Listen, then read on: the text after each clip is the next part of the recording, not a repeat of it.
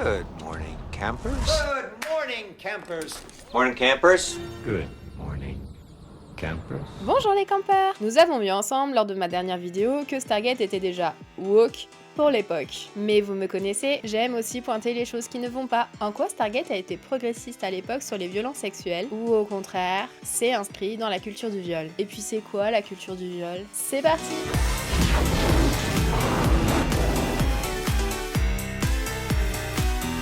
Certains propos pouvant rappeler des traumatismes, merci de prêter attention aux possibles déclencheurs. Cette vidéo va être un peu longue. Servez-vous une tasse de thé, installez-vous confortablement, le voyage va être mouvementé. Commençons par définir la culture du viol. En sociologie, la culture du viol est utilisée pour qualifier un ensemble d'attitudes et de comportements partagés au sein d'une société qui minimise, normalise, voire même encourage les violences sexuelles. Les sociologues utilisent le terme culture, car c'est culturel. Ce sont des croyances construites via des croyances et des normes sociales. Par exemple, dans notre société, c'est défendre les agresseurs plutôt que les victimes. Je vais pas m'épancher sur le sujet, vous avez plein de liens dans la description. Maintenant, définissons l'agression sexuelle via l'article du code pénal. Constitue une agression sexuelle toute atteinte sexuelle commise avec violence, contrainte, menace ou surprise. Notez bien l'élément de surprise pour cette vidéo. Dans Stargate, il est intéressant de noter que le mot viol n'est jamais prononcé, alors que d'autres termes comme suicide, génocide ou meurtre sont utilisés sans tabou. Pourtant, comme je vais le développer ici, vous avez plusieurs exemples de diverses violences sexuelles. How do you think he'll use us?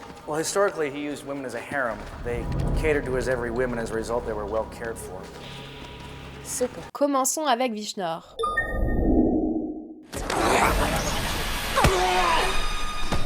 Ishnu! This woman is under my protection. She is not to be taken by any man. It's all right. Is that clear, Vishnu?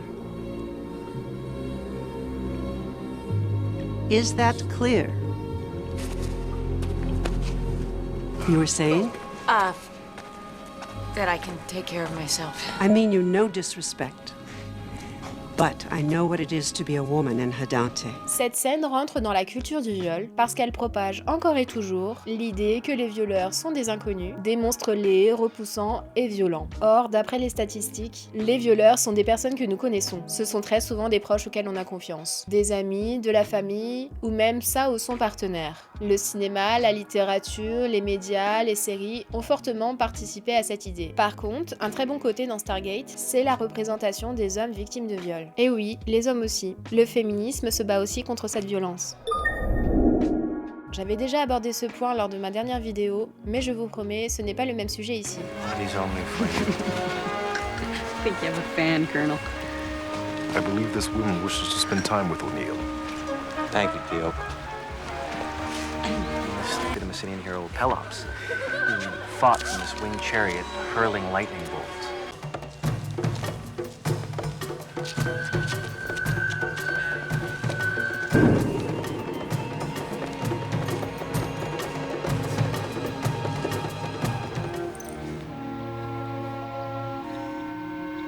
What exactly just happened?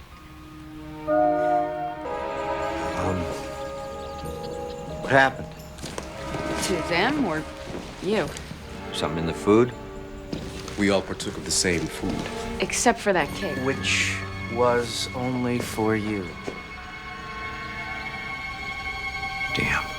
She drugged me. Si nous faisons un parallèle avec notre réalité, vous avez le GHB, plus connu sous le nom de la drogue du violeur. Ici, Jack répète plusieurs fois « Qu'est-ce qui s'est passé ?» montrant bien qu'il n'a aucun souvenir d'avoir eu une relation sexuelle, ni d'en avoir accepté une. C'est un viol. Alors pourquoi je mets cet exemple dans cette vidéo si c'est clairement un viol? Eh bien, pour plusieurs points. Premièrement, la réaction de Carter. Elle profite de la situation pour se moquer de son supérieur, qui a une opportunité avec une femme, et lorsqu'elle comprend qu'il a été drogué, et donc violé, elle ne s'excuse pas de son comportement. C'est un détail, mais ce n'est pas logique avec le comportement de Carter. Et on y reviendra un peu plus tard. Deuxièmement, malgré le fait que Jack soit obligé de rester sur Argos, il pardonne à Cynthia et n'a pas de discussion avec elle sur le fait qu'il n'ait jamais demandé s'il était d'accord d'avoir une relation sexuelle avec elle. Comme si le sujet était balayé à cause d'une différence culturelle. But you ate the marriage cake, came to my bed.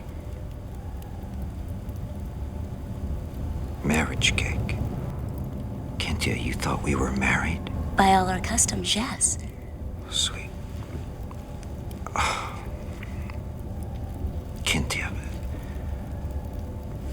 what you were feeling wasn't really love. That takes time. I mean, you can't get to know someone in one day. Surtout en découvrant son âge un peu plus tard. How old are you? 21 days. And, Cynthia? 31 days. Et qu'il était encore clairement amoureux de son ex-femme. You love her still. Pire encore, si on analyse tout ça d'un point de vue psychologique, on peut y voir un syndrome de Stockholm. Will you live the rest of your days without making love? Oh, God, I hope not.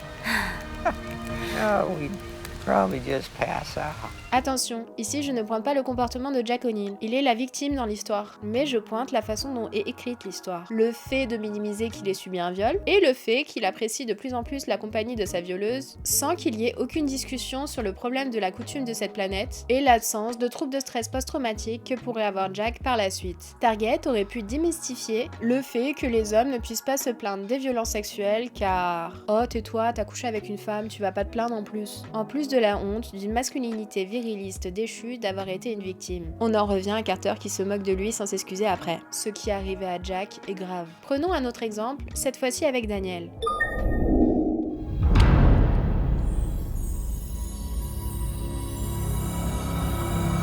À l'instar d'O'Neill, Daniel est sous l'influence d'une drogue pour que son agresseuse obtienne des relations sexuelles, pour obtenir son code génétique, mais il y a d'autres façons en fait. Ici, Daniel montre clairement qu'il ne veut pas en la retenant, et donc non-respect de son consentement, viol. J'aimerais aborder un point qui se passe un peu plus tard dans l'épisode. Il y a une triple lecture possible dans cette scène. Soit nous pouvons y voir un trouble de stress post-traumatique bien réel pour ce genre de violence, donc un état de sidération après un événement traumatique, soit y voir Daniel encore sous le contrôle d'Hathor, soit y voir les deux en même temps. Personnellement, j'aime y voir les deux hypothèses en même temps, car les troubles de stress post-traumatique ne sont pas assez montrés dans les fictions. Why can't I stop shaking? You're still in shock, Captain. It's all right. You're gonna be all right. He screamed and then he was gone. He was just... It's all right. He's been tortured. Sam? I just had a memory of Jolinar. C'est comme si les horreurs qu'avaient subies les victimes étaient vite balayées. Donc bravo à Stargate d'avoir mis cette scène, même si c'était pas l'objectif de montrer des troubles de stress post-traumatique. Mais la scène de fin de cet épisode détruit tout ce qui partait si bien, dans le sens où la culture du viol n'est pas présente, et montre une représentation d'hommes subissant cette violence. Nous n'avons que cela sur la réaction de Daniel. Maybe even find some DNA information. A lot of that will probably be mine. You? Janet étant médecin, elle aurait pu le regarder de manière choquée, ce qui nous aurait fait comprendre qu'elle en aurait parlé au psy de la base pour qu'il soit suivi psychologiquement. Frankly, General, I'm more worried about their post-traumatic symptoms. Mais on n'a pas cette scène, du coup, on sait pas. Pire encore, la réaction de Carter, plus inquiète pour sa carrière que pour son collègue. Nice job. Yeah.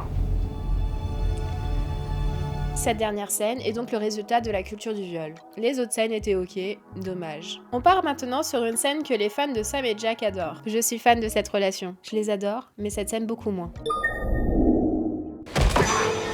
Want me? Carter est sous l'influence d'une drogue, décidément, et embrasse de force Jack. Écoutez bien ce qu'il lui répond et son comportement envers elle. Il la repousse et lui dit non, non pas comme ça. C'est une agression sexuelle effectuée par surprise. Encore une fois, notez bien l'élément de surprise. Stargate a très bien écrit cet épisode, parce qu'à la fin, Carter s'excuse de son comportement. About my earlier behavior. I wasn't myself. Oh, Carter, I don't even remember your earlier behavior. You don't?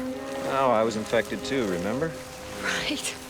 Good, I'm glad. Je vous disais en amont que le comportement de Carter n'était pas logique dans l'épisode Brief Candle face à Jack et Cynthia. Eh bien, c'est notamment à cause de cette scène dans cet épisode. Chronologiquement, cet épisode est avant Brief Candle. Elle sait donc ce que c'est qu'être sous influence et faire des choses qu'on ne veut pas imposer sans le consentement des autres et présente donc ses excuses. Bref, l'épisode The Bolka Divine ne rentre pas dans la culture du viol. Mais pourquoi je vous en parle alors ? Eh bien, autant l'épisode en lui-même n'a rien à se reprocher, autant les fans adorent la scène de cette agression sexuelle entre ces deux personnages. Je comprends totalement la frustration de ne pas avoir assez de scènes d'amour à se mettre sous la dent avec ces deux-là. Je suis la première à fondre quand ils se frôlent la main. Mais de là à penser que c'est une scène romantique entre eux, rentre dans la culture du viol. En sociologie, on appelle ça littéralement la romantisation de la culture du viol. Et le problème de ça, c'est qu'on se dit qu'en tant qu'individu, c'est ok de faire ça ou d'accepter ça. Je n'en veux pas aux fans de Stargate. La culture du viol est quelque chose de très ancré dans notre société. Encore une fois, je ne parle pas de vous personnellement derrière l'écran, mais je parle d'une manière systémique. On reproduit les comportements que nous voyons dans les fictions. D'où l'importance des représentations positives. Et je voulais juste pointer que dans cet épisode, Stargate a tout bon. Restons sur positif avec Atlantis. John est sous influence, vous savez ce que je vais dire, et agresse sexuellement Teyla. You can call me John when we're off the clock. Very well. John. There you go. Should we continue, or do you...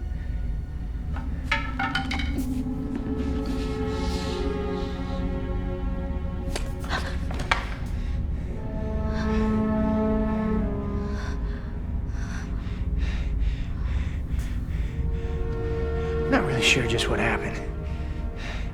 Colonel. That was interesting.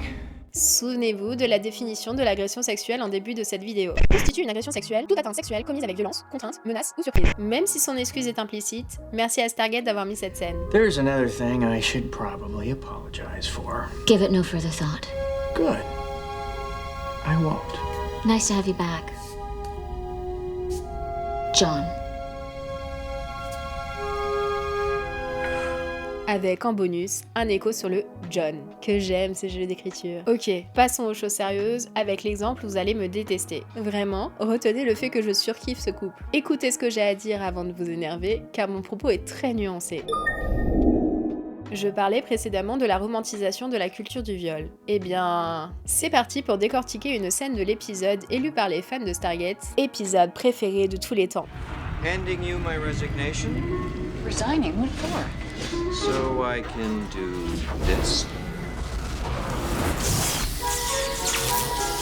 De mon point de vue, Sam est consentante, mais ce n'est pas mon point. On va parler de la surreprésentation de ce genre de scène et la façon dont elle rentre dans la culture du viol. Définissons tout d'abord un grand classique du cinéma, le baiser volé. Vous connaissez tous cette photo, un marin embrassant une infirmière pour fêter le vidé. Elle a été classée comme l'une des images les plus romantiques de tous les temps. Eh bien, savez-vous que ce sont deux inconnus l'un pour l'autre? Ils ne se connaissaient absolument pas avant ce baiser, et la femme de la photo dira plus tard « Je ne l'ai pas vu approcher, et avant que je comprenne ce qui se passe, je me suis retrouvée insérée comme dans un étau. Je n'ai pas choisi d'être embrassée. Le mec est juste arrivé et m'a attrapée. On m'a attrapée. Cet homme était très fort. Je ne l'embrassais pas, c'est lui qui m'embrassait. Le terme baiser volé ne devrait même pas exister. Cela devrait être des baisers illégaux. Le baiser renversé dans le cinéma nous vient tout droit de la domination masculine. Et ouais, rien que ça. Je m'explique en citant cet article. La position symbolise la domination masculine et la soumission féminine, mais incorpore aussi une technique des styles de danse populaires dans les années 1930 et 1940. Contrebalancer le poids d'un adulte demande de l'entraînement. Mais surtout, c'est une image faite pour un public. La pose est un spectacle. Il s'agit d'une démonstration de force et de domination masculine parfaitement adaptée aux idéaux de masculinité du début du siècle. Or, le baiser à la renverse a disparu des films presque aussi rapidement qu'il est devenu à la mode, tout en persistant un peu dans les sitcoms. Aujourd'hui, il ne semble survivre que sur les photos de mariage, dans lesquelles les couples peuvent manifester un niveau de romantisme peu répandu dans la vie quotidienne. Revenons à Stargate qui, je vous le rassure, n'est absolument pas la seule série à avoir fait cette erreur de représentation. Vous trouverez des exemples dans la description de cette vidéo. Remettons la scène dans son contexte, notamment chronologique. Et c'est là que la trame Sam Jack devient Grinch. Avant cet épisode, Carter fait comprendre à O'Neill qu'elle ne veut pas aborder le sujet de leurs sentiments. None of this has to leave this room. We're okay with that? Yes, sir.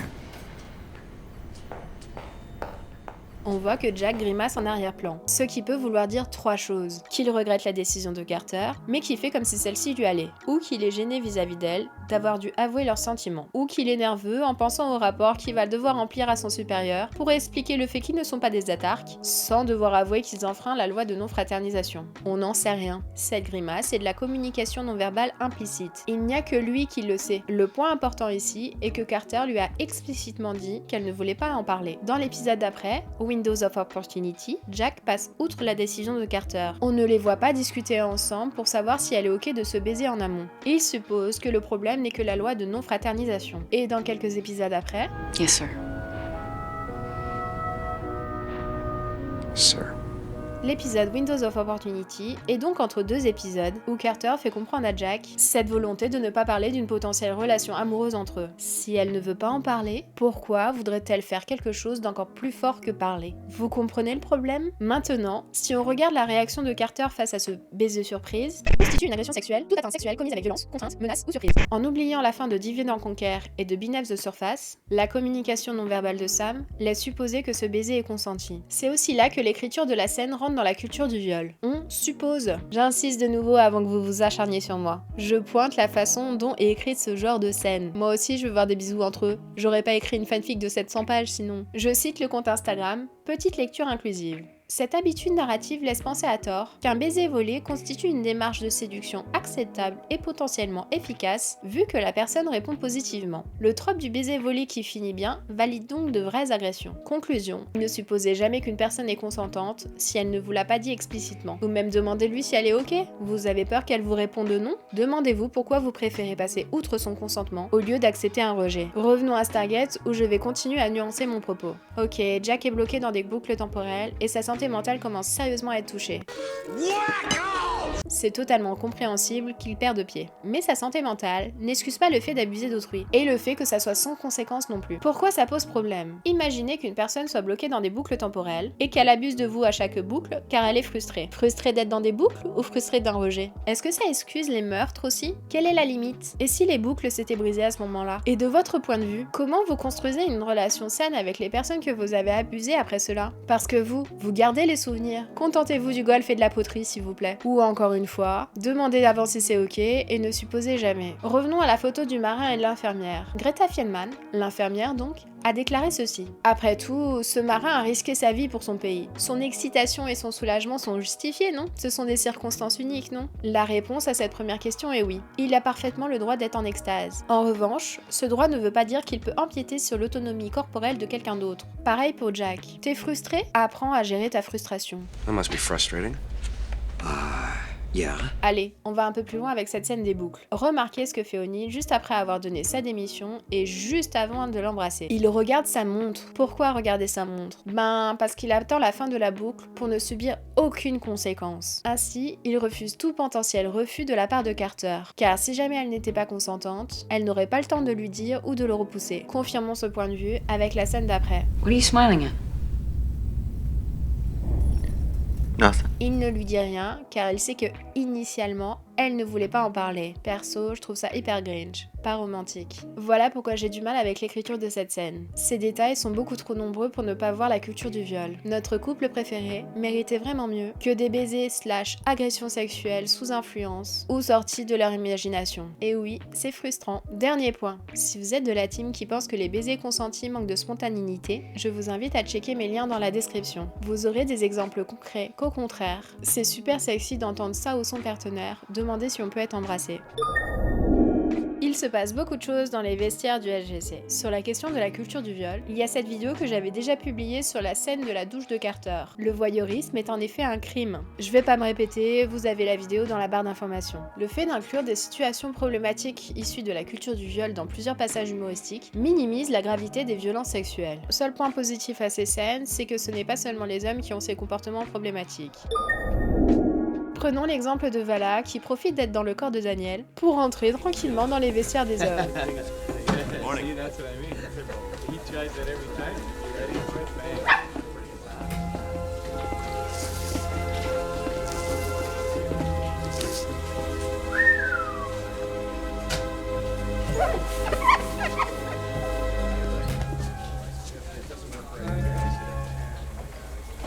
Jackson, is there something I should know?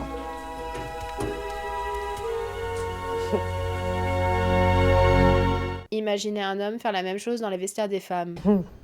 It's funny, isn't it? Daniel always wanted to get into my pants, and now I'm in his. Oh, that's not funny. He can't defend himself. Cameron a totalement raison, donc merci Stargate pour cette réplique. À l'opposé, par exemple, dans The Broken Divine, où même Jack s'excuse et se dépêche d'enfiler un t-shirt quand il voit que Carter est dans les vestiaires, alors qu'il ne sait pas qu'elle est sous influence à ce moment-là. Carter, sorry, I didn't know you were in here. L'écriture de la scène avec Vala, c'était pas ok. Ici, nous avons un autre exemple d'une agression sexuelle effectuée par une femme.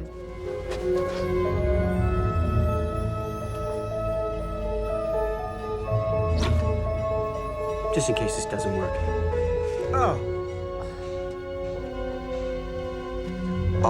Si vous avez été attentif à la définition d'une agression sexuelle, vous avez compris pourquoi. Stargate joue sur le côté humour, alors que ce n'est pas drôle pour les victimes, Beckett et McKay. Vous vous êtes jamais demandé pourquoi aucun membre de l'équipe SG1 homme se retrouvait dans le corps de Carter? Ben sûrement parce que les scénaristes se sont dit que Jack allait en profiter pour s'amuser avec son corps.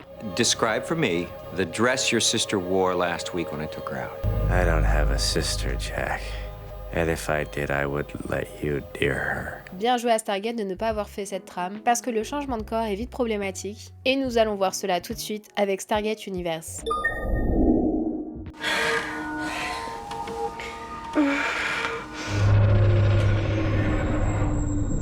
Colonel Selford?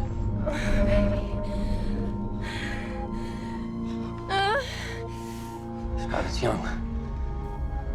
What just happened?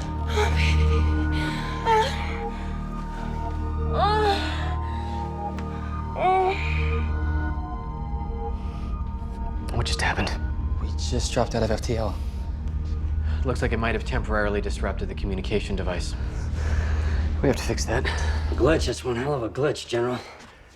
That's what I'm being told, Colonel. They're working on it. Yes, sir. Just let me know. On ne sait rien sur le règlement en vigueur de l'utilisation des pertes de communication, notamment sur ce que l'on a droit de faire ou non lorsque nous échangeons notre corps avec autrui. Pourquoi ce passage s'inscrit dans la culture du viol? Parce qu'encore une fois, les termes viol ou relations sexuelles non consenties ne sont pas mentionnés, en plus du fait que cette problématique qui semblait clairement déranger Telford est effacée par sa vengeance personnelle avec Young à la fin de cet épisode. Un peu plus tard dans la série, nous avons cette scène. So you get back at me, you pretend to be me crawling in bed with my wife? No, he didn't pretend to be you. He never pretended to be you.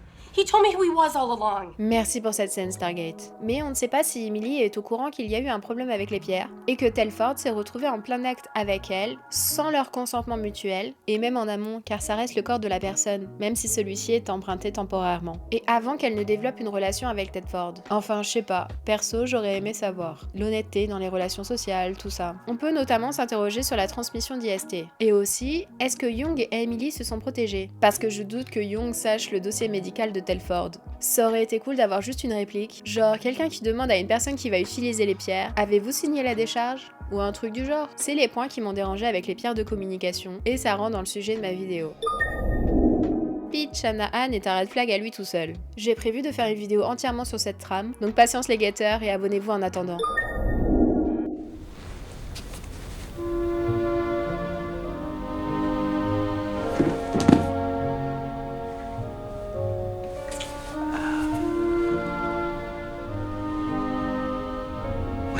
Anise, my symbiote, is far more interested in Dr. Jackson on an intellectual level, but she would have to suffer.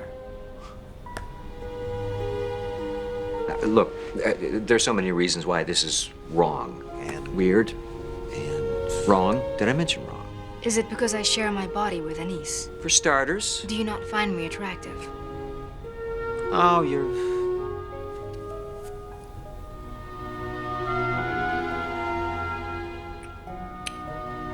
Hey. Is there someone else to whom you are loyal? That's not really the point here, is it? I sensed you have been made uncomfortable by my offer. No. No, it's just...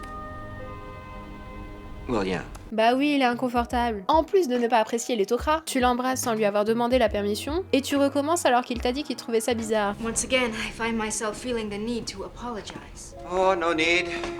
We're adults. Dommage que les scénaristes aient fait dire cette dernière réplique à Jack, parce que non, ce n'est pas ok. She made a pass at me. Elle t'a pas fait des avances, elle t'a agressé sexuellement. Alors ouais, différence culturelle, mais nope.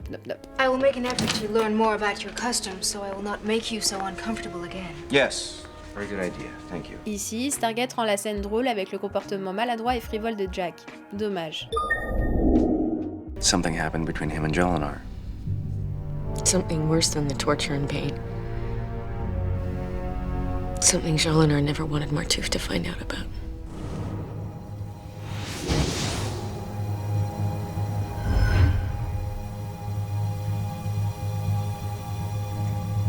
What made you think Bina would be sympathetic to Jolinar?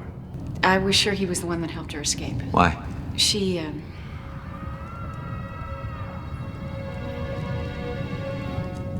I'm sorry. Ici, Jolinar a eu un rapport forcé avec Binard. Attention, quand je dis forcé, c'est dans le sens où elle s'est obligée à le faire pour pouvoir s'échapper ensuite. Légalement, la définition d'un rapport forcé est celle-ci. Un rapport sexuel est forcé dès lors qu'un des partenaires n'en a pas envie, n'arrive pas à le dire ou à le manifester, mais l'accepte sous la contrainte et la pression. Jolinar n'a pas envie de Binard, mais elle a été contrainte de le faire. C'est une scène assez compliquée à décrire car elle trompe Binard, car lui est amoureux d'elle, et ne sait pas qu'elle veut coucher avec lui uniquement pour profiter qu'il baisse sa garde. Jolinar s'est donc forcé à avoir une relation sexuelle avec Binard, mais pas pour satisfaire les envies sexuelles de Binard. Dans cette histoire, je pointerai donc juste le fait que maintenant, c'est Carter qui doit porter ça, et que ça a l'air vachement dur pour elle.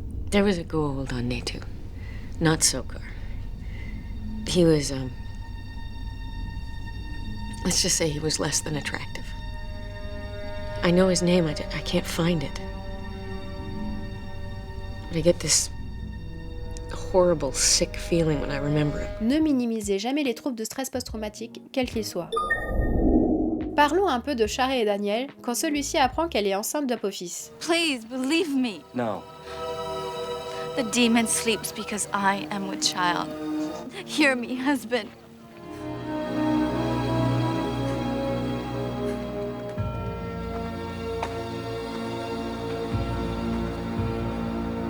Merci Tilk pour cette réplique. I'm sorry. More sorry for yourself, it appears, than for Shara. Daniel parle ensuite à sa femme. You hate me. No. No, I love you. Will you forgive me? Oh, God.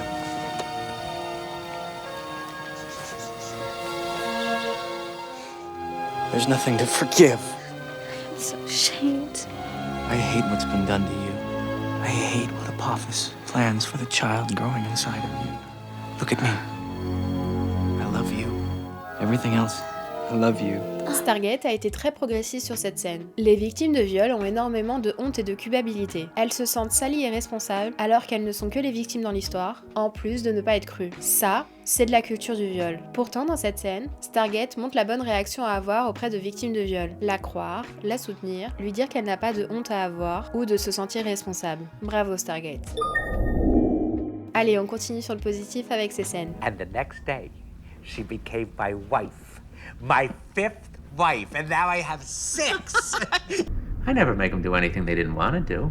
6 wives. Sometimes all at once. Just a warning, Lucius. You get too close to me, it'll be the last thing you do. On ne va pas parler ici des viols évidents de ces femmes, mais plutôt de ceux-ci. See, that's the great thing about this herb. Nobody gets hurt. They just want to help me all the time. What's wrong with that?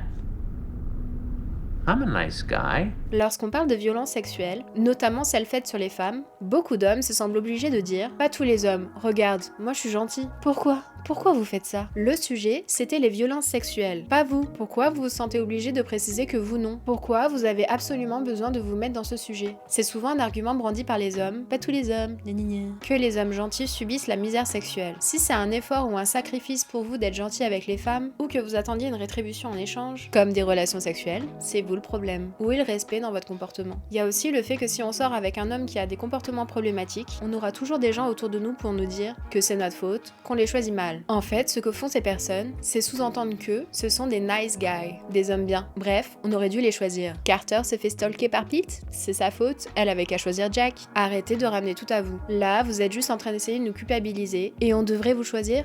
Though we adore men individually, we agree that as a group they're rather stupid. Bref, soyez un nice guy comme Shepard, et pas comme Lucius. You would do that for me? Without even being under the effect of the herb?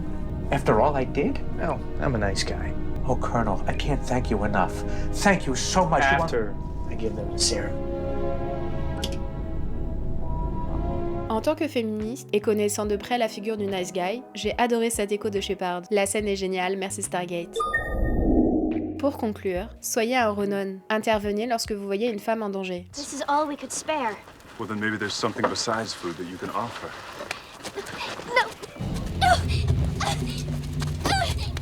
Hey! You again. Soyez un Teal'c au moindre signe de violence. Just let me in. Dad, I have to work tomorrow. So, you're drunk. Just go home, please. No, I ain't going nowhere. Dad. Is there a problem? Soyez un Cameron lorsque vous entendez des propos sexistes contre vos collègues féminines. Well, you might want to think about taking a shower before you debrief Landry. Right after Lamb clears us. Yeah, lucky her. Maybe if we're lucky, she'll give us all a sponge bath. I wouldn't repeat that around the General Lieutenant. I wouldn't repeat that around me. Sorry, sir. We're on a clock, McKay. We have to take the risk. You know, I find your recklessness so Ou refaites-vous un visionnage de Stargate pour comprendre comment ils exposent un point de vue différent qui nous fait comprendre l'étendue des normes sociétales violentes. He's not always like that. Since he lost his job, he's just been, you know. I do not. It's been hard on him. And has it not been hard on you?